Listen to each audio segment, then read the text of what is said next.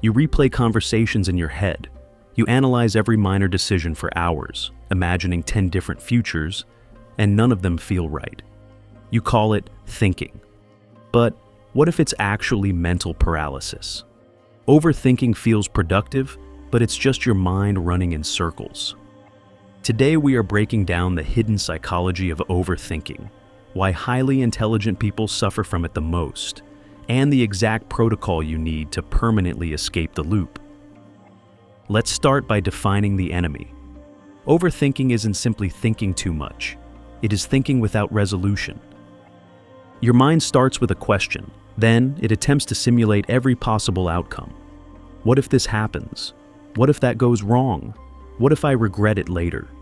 Instead of solving the problem, your brain creates more variables, more scenarios, more doubts. This happens in a specific part of your brain called the default mode network. When you aren't focused on a physical task, this network activates. Its job is to scan the past and project into the future. Suddenly, the mind is trapped inside a neurological loop. Problem, analysis, doubt, and more analysis.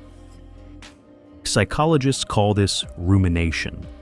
Your brain believes that if it just thinks long enough, it will eventually find the perfect risk-free answer. But the exact opposite happens. The more possibilities you imagine, the harder the decision becomes. To break out of this cycle, you need to understand the 5 hidden psychological drivers forcing your brain into overdrive. Reason number 1, threat detection and negativity bias. Driver number 1, your brain is built to detect threats. The human brain was never designed for your peace or happiness. It was designed for your survival. For most of human history, your ancestors lived in brutally dangerous environments. A wrong decision meant injury, exile, or death. So, the brain evolved a powerful alarm system centered in the amygdala, creating a mechanism called the negativity bias. It constantly scans for danger, even when no real physical threat exists. Today, we no longer face predators in the wild, but the brain still behaves as if we do. The threats have simply changed. Now, the dangers are psychological: embarrassment, rejection, failure, regret. When you face modern uncertainty like sending a difficult email or changing careers, your brain begins asking questions. What if I fail? What if people judge me? Your mind believes it's protecting you from a tiger. But instead of solving the problem, it simply multiplies the fear. Reason number 2, the intelligence trap. Driver number 2 is highly counterintuitive. Overthinking is often a side effect of high intelligence.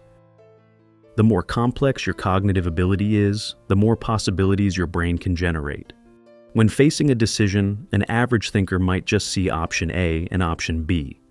But your mind can imagine best-case scenarios, worst-case scenarios, hidden consequences, and long-term butterfly effects.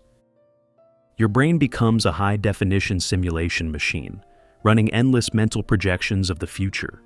But here is the problem. Most of those futures will never happen. Yet your brain treats every single simulated disaster as if it is real. Suddenly, your mind becomes overwhelmed, not by reality, but by your own imagination. Reason number 3, the perfectionism illusion. Driver number 3, perfectionism. Many overthinkers believe something very dangerous. They believe there is a perfect decision. They assume that if they just think long enough, analyze enough data, and research enough options, they will eventually find the one choice that guarantees success and eliminates all pain. But perfect decisions do not exist. Life doesn't offer certainty. It only offers probabilities. Perfectionism traps the brain in an endless search, because if you believe the perfect option exists, then every imperfect option you look at must be rejected. So, the brain keeps searching, more comparisons, more doubt, until eventually, the decision becomes so overwhelming that nothing happens at all. Perfectionism is just fear of failure wearing a suit. Reason number 4, fear of judgment. Driver number 4 is social fear. Human beings are deeply social creatures.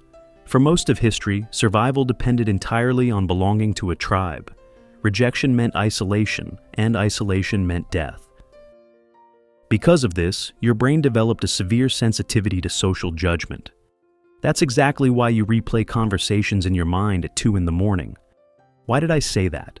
Did I sound stupid? What do they think of me now? This is called social rumination. Your mind is trying to rewrite the past to ensure you are still safe in the tribe. But the past cannot be edited. The past is locked. So the brain just keeps replaying the moment, searching for answers that no longer exist, punishing you for an awkwardness that everyone else has already forgotten. Reason number 5, lack of action. The final reason overthinking grows so powerful is simply inaction. Thinking without action creates a vacuum. That vacuum fills with uncertainty. Uncertainty creates anxiety, and anxiety creates more thinking. Action is the only thing that interrupts the loop. When you take physical action, something powerful happens in your neurology. Reality replaces imagination. Instead of wondering what might happen, you get to see what actually happens. That real-world feedback breaks the cycle.